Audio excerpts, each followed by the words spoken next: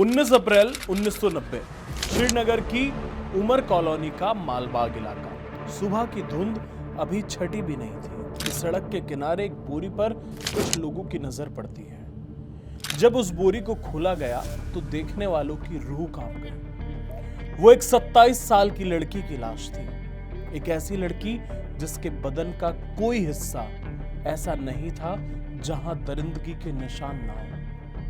उसे सिगरेट से दागा गया था, उसके अंगों को बुरी तरह घायल किया गया था और उसके सीने में गोलियां उतारी गई थी। और सबसे खौफनाक, उस लाश के ठीक बगल में कागज का टुकड़ा पड़ा था। हाथ से लिखी उस चिट्ठी पर नीचे एक संगठन का नाम दर्ज था, JKLF यानी जम्मू कश्मीर लिबरेशन फ्रंट। जिस लड़की की लाश मिली वो पेशे से नर्स थी।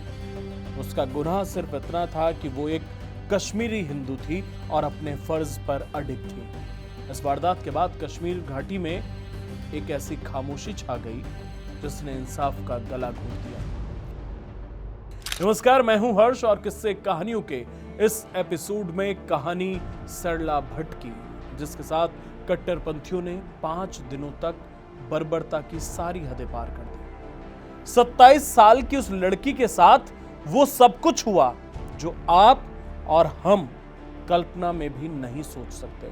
और सबसे हैरान करने वाली बात कि जिस शख्स ने इस घटना को अंजाम दिया वो वही था जिसे कांग्रेस की सरकार में दामाद वाला ट्रीटमेंट दिया गया और देश के प्रधानमंत्री उसके साथ फोटो खिंचाते थे। इस कहानी के समझने के लिए हमें वक्त की सुइयों को 36 साल पीछे घुमाना होगा।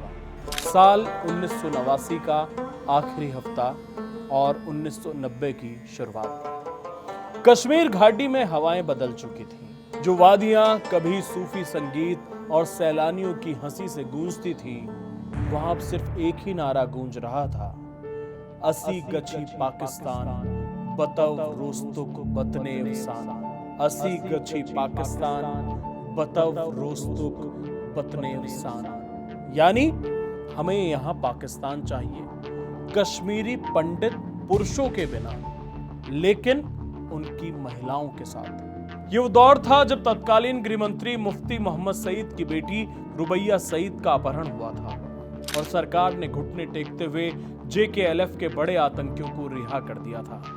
इस एक घटना ने आतंकियों के हौसले आसमान पर पहुंचा दिए थे। घाटी के चप्पे चप्पे पर JKLF और हिजबुल मुजाहिदीन का कब्जा था। कश्मीरी पंडितों को चुन चुनकर निशाना बनाया जा रहा था। टीकालाल टपलू, जस्टिस नीलकंठ गंजू जैसी बड़ी हस्तियों को दिन दहाड़े सड़क पर गोली मारी जा रही थी।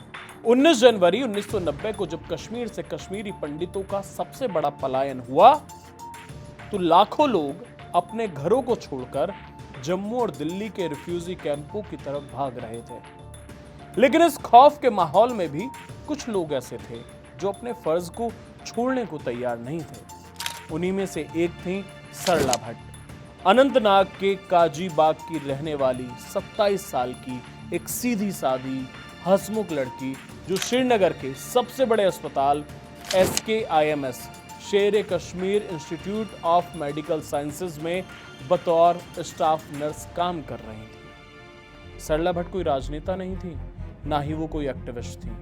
वो एक साधारण कश्मीरी हिंदू परिवार से ताल्लुक रखती थी। वो अस्पताल के ही हब्बा खातून हॉस्टल में रहती थी। कुछ रिपोर्ट्स के मुताबिक उस दौर में घाटी के कई बड़े अस्पतालों के अंदर आतंकी संगठनों के स्लीपर सेल्स एक्टिव हो चुके थे।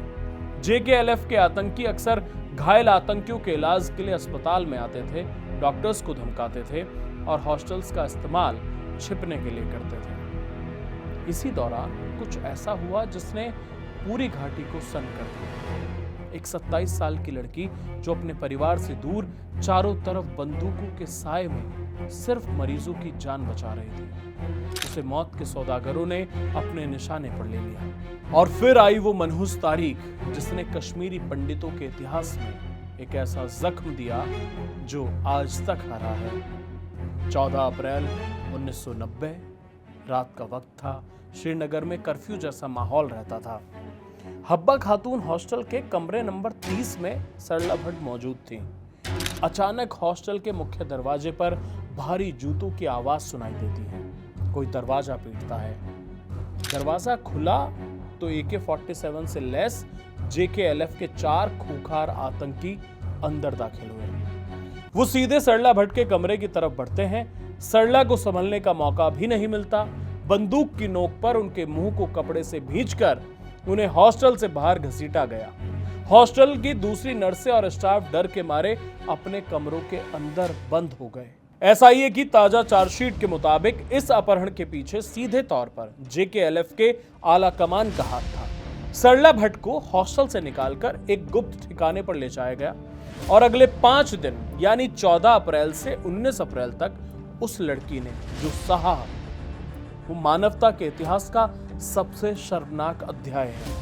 आतंकियों ने सरला पर दबाव बनाया कि वो कबूल करें कि वो भारतीय सेना की जासूस हैं। जब सरला ने इससे इनकार किया तो उन पर जुल्मों का वो पहाड़ तोड़ा गया जिसकी कल्पना करना भी रोंगटे खड़े कर देता है। सरला को भूखा रखा गया, उनके बदन को जलती सिगरेटों से दागा गया और फिर JKLF के उन दरिंदों ने उनके साथ सामूहिक बलात्कार किया। वो चीखती रहीं, रहम की भीख मांगती रहीं, लेकिन उन मजहबी उन्मादियों के दिल नहीं पसीजे। 5 दिनों तक लगातार टॉर्चर और गैंगरेप के बाद जब आतंकियों का मन भर गया तो उन्होंने सरला को हमेशा के लिए खामोश करने का फैसला किया। 19 अप्रैल की सुबह श्रीनगर के उमर कॉलोनी मालबाग के पास सरला भट्ट का बेजान शरीर फेंक दिया जाता है। आतंकियों ने उनके सीने और सिर में कई गोलियां मारी थी ताकि ये सुनिश्चित किया जा सके कि वो जिंदा ना बचे। जब पुलिस मौके पर पहुंची तो उन्हें शव के पास से JKLF का वो लेटर मिला जिसका जिक्र मैंने वीडियो की शुरुआत में किया था। उस लेटर में बड़े बड़े अक्षरों में लिखा था कि यह भारतीय जासूसों का अंजाम है। इस घटना के बाद श्रीनगर के निगिन पुलिस स्टेशन में FIR तो दर्ज हुई, लेकिन इसके आगे कुछ नहीं हुआ। कानून ने घुटने टेक दिए थे। पुलिस चाहकर भी जांच नहीं कर सकती थी क्योंकि जो भी गवाह था वो अपनी जान की भीख मांग रहा था। सरला भट्ट के परिवार को अपनी जान बचाकर रातों रात जम्मू भागना पड़ा। वो अपनी बेटी की लाश का ठीक से अंतिम संस्कार तक नहीं कर पाए थे। इसके आगे अब मैं जो सच्चाई आपको बताने जा रहा हूं ना, वो आपके होश उड़ा देगी। इस पूरी बर्बर घटना के पीछे वो शख्स था जो कांग्रेस का बेहद चहेता माना जाता था। नाम था यासीन मलिक। जिस यासीन मलिक के संगठन ने इस बर्बरता को अंजाम दिया, वही यासीन मलिक कुछ सालों बाद दिल्ली के राजनीतिक गलियारों में बड़े बड़े नेताओं से हाथ मिलाता हुआ नजर आया। उसकी एक तस्वीर तो देश के पूर्व प्रधानमंत्री मनमोहन सिंह के साथ भी है। यासीन को शांति का दूत बनाकर पेश किया गया। कश्मीरी पंडितों के जख्मों पर नमक छिड़कते हुए इस केस की फाइलों को सचिवालय की अलमारियों में धूल खाने के लिए छोड़ दिया गया। सालों तक सरला भट्ट का परिवार सिर्फ एक ही सवाल पूछता रहा, क्या कश्मीरी पंडित होना इतना बड़ा गुनाह था कि हमारी बेटी को इंसाफ तक नसीब नहीं हुआ? लेकिन दोस्तों, वक्त हमेशा एक जैसा नहीं रहता है। साल 2019 में जम्मू कश्मीर से आर्टिकल 370 हटने के बाद घाटी का पूरा ढांचा बदल गया। आतंकी फंडिंग, पुराने मामलों की जांच के लिए एक विशेष एजेंसी का गठन किया गया, SIA यानी स्टेट इन्वेस्टिगेशन एजेंसी। अगस्त 2025 में जम्मू कश्मीर प्रशासन के कड़े निर्देशों के बाद SIA ने कश्मीरी पंडितों के खिलाफ हुए नरसंहार और हत्याओं की बंद फाइलों को दोबारा खोलने का एक ऐतिहासिक फैसला लिया और इसी के तहत सरला भट्ट हत्याकांड की फाइल की धूल झाड़ी गई। SIA के जाबाज अफसरों के सामने सबसे बड़ी चुनौती थी सबूतों को जुटाना। 36 साल पुराना मामला है। कई गवाह या तो मर चुके थे या घाटी छोड़ चुके थे, लेकिन डिजिटल फॉरेंसिक, पुराने मेडिकल रिकॉर्ड्स और उन रिटायर्ड डॉक्टर्स और नर्सों को खोज निकाला गया जो 1990 में SKIMS में तैनात थे। बंद कमरों में उनके गोपनीय बयान दर्ज किए गए और आखिरकार जून 2026 में यानी इसी महीने SIA ने अदालत में 737 पन्नों की एक चार्जशीट दाखिल की। इस चार्जशीट में जो खुलासे हुए हैं उसने यासीन मलिक के उस गांधीवादी मुखौटे को हमेशा के लिए उतार दिया। चार्जशीट में साफ कहा गया कि सरला भट्ट का अपहरण और मर्डर JKLF की एक सोची समझी साजिश थी जिसका मकसद कश्मीरी पंडितों में खौफ पैदा करना था। मुख्य आरोपियों में 4 बड़े नाम शामिल हैं।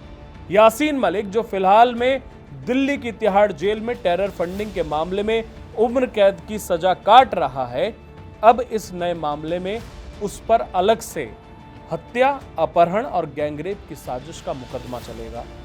इसके अलावा तीनों आरोपी अब्दुल हामिद शेख, मोहम्मद यूसुफ सूफी उर्फ इदरीस और गुलाम मोहम्मद टपलू की मौत हो चुकी है।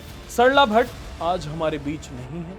उनका परिवार जो 3 दशकों से इस दर्द को सीने में दबाए जी रहा था, आज शायद उन्हें थोड़ी राहत मिली होगी। लेकिन ये कहानी हमें एक सबक सिखाती है कि जब एक समाज चुप रहता है, जब सिस्टम आंखें मूंद लेता है, तो दरिंदे यासीन मलिक जैसे मसीहा बन जाते हैं। सरला भट्ट की शहादत और उनके साथ हुई क्रूरता को इतिहास की किताबों से मिटाने की बहुत कोशिश की गई, लेकिन सच को ज्यादा दिनों तक छिपाया नहीं जा सकता। और वो सच आज सामने आया है, जिसने मुखौटे उतार दिए हैं। किस्से कहानियों के इस एपिसोड में बस इतना ही। फिर अगले हफ्ते मुलाकात होगी नए किस्से कहानियों के साथ। और आप इस खास सीरीज में कौन सी कहानी सुनना चाहते हैं, हमें कमेंट बॉक्स में बताइए। चैनल सब्सक्राइब करना ना भूलें। धन्यवाद।